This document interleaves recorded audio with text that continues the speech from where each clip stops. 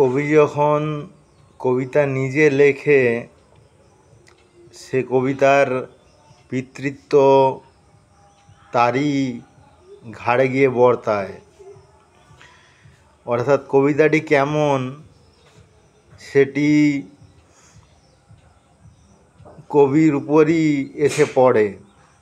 যাই হোক, আমার কবিতা খুব একটা ভালো হয় না, তবুও আমি কবিতা লিখে যাই, দেখা যাক কী হয়। ফিরে দেখো একা, এ জীবন কেমন সুখে দুঃখে লেখা, তবুও বিরহী যে বাঁশি, সুর বেজে যায় দূর বহুদূর। খেতে না পাওয়া মানুষের কষ্ট, জল না পাওয়া মানুষের তেষ্টা, কবিতার প্রাণে এসে বাজে।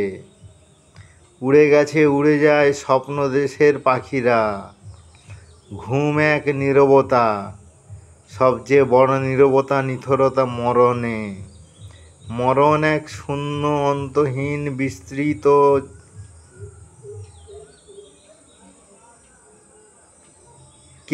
বিস্তৃত কে জানে সে কথা।